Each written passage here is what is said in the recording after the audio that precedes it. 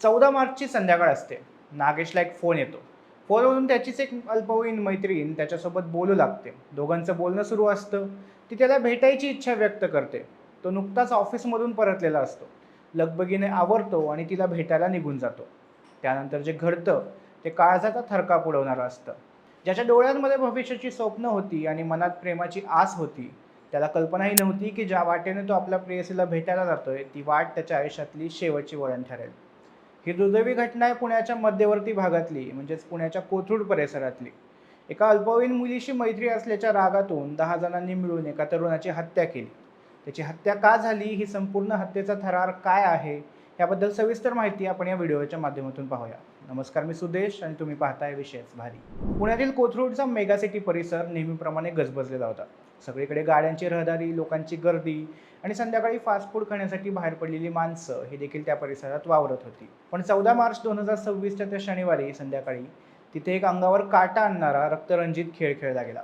23 वर्षांचा नागेश जाधव, जो शिवाजीनगरच्या एका ऑफिसमध्ये ऑफिस बॉय म्हणून काम करायचा. त्याच्या मनात प्रेमाची आस होती. त्याला काय माहीत होतं की ज्या प्रेयसीचा त्याला फोन आलाय ती त्याला भेटीसाठी नाही तर मरणाच्या दारात बोलवतीये.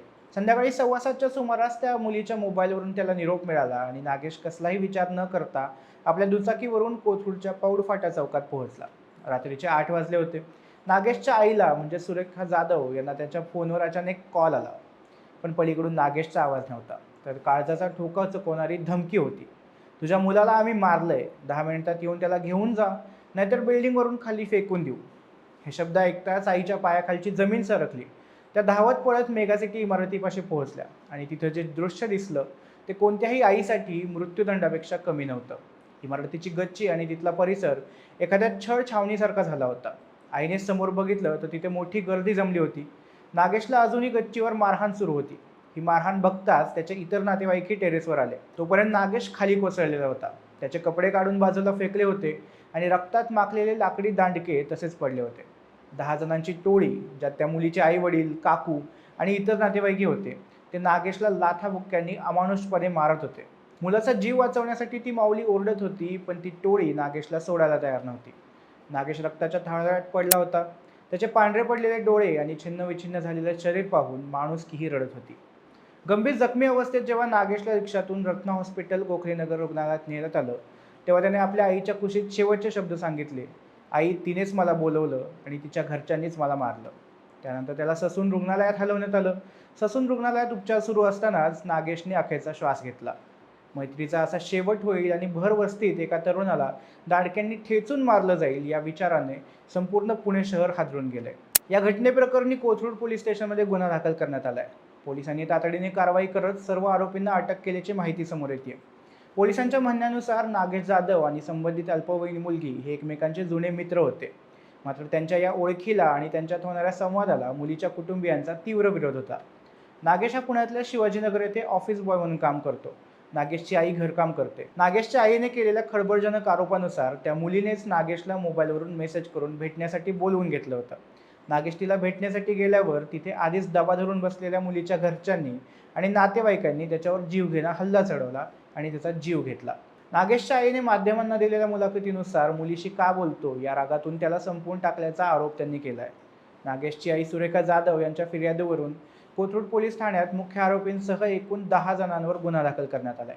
यामध्ये मुलीचे वडील, आई, काका, काकू आणि इतर नातेवाईकांचा समावेश आहे. पोलिसांनी या सगळ्यांवर भारतीय न्याय संहितेच्या संबंधित कलमांतर्गत गुन्हे नोंदवलेत. त्यानंतर अटकेची कारवाई करताना घटनेनंतर अवघ्या काही तासातच पोलिसांनी मुख्य आरोपींना कोथरूड परिसरातून ताब्यात घेतलंय आणि प्राथमिक तपासात असं समोर आलंय की हे ऑनर किलिंग असावं असा पोलिसांचा संशय आहे. आरोपींनी नागेशला मारण्यासाठी लाकडी दांडके आणि इतर बोथट वस्तूंचा वापर केला होता. त्या वस्तू पोलिसांनी घटनास्थळावरून जप्त केल्यात. त्यासोबतच पोलिसांचा तपास आणि साक्ष म्हणून या प्रकरणाचा तपास सहाय्यक पोलीस निरीक्षक स्तरावरील अधिकारी करतायत. नागेशने मृत्यू अगोदर आईजवळ जे मृत्यूपूर्ण जबाब म्हणजे डाईंग डिक्लेरेशन दिलं होतं ते या केसमध्ये सगळ्यात मोठा पुरावा ठरणार आहे. या व्यतिरिक्त ज्या इमारतीच्या परिसरात ही घटना घडली तिथले CCTV फुटेज पोलीस गोळा करत आहेत, जेणेकरून हल्ल्याची तीव्रता आणि सहभागी असलेल्या प्रत्येक व्यक्तीची भूमिका न्यायालयात सिद्ध करता येईल. त्याबरोबरच सद्यस्थिती पाहता सध्या सगळे आरोपी पोलीस कोठडीत असून त्यांची कसून चौकशी सुरू आहे. मुलीने नागेशला फोन करून बोलावलं होतं की तिला तसं करायला भाग पाडलं गेलं याचाही तपास सायबर सेलच्या मदतीनं केला जातोय. पुणे शहरात अशा प्रकारे भरवस्तीत झालेल्या हत्येमुळे पोलिसांनी या केसमध्ये फास्ट ट्रॅक पद्धतीने चार्जशीट दाखल करण्याचे संकेत दिले. बाकी मंडळी, पुण्याच्या गुन्हेगारीमध्ये झालेल्या प्रचंड वाढीबद्दल तुम्हाला काय वाटतं आणि झालेल्या ह्या निर्घृण घटनेबद्दल तुमचं काय मत आहे हे आम्हाला कमेंट करून सांगा आणि आमच्या विशेष भारी चॅनलला सबस्क्राईब करायला विसरू नका. धन्यवाद.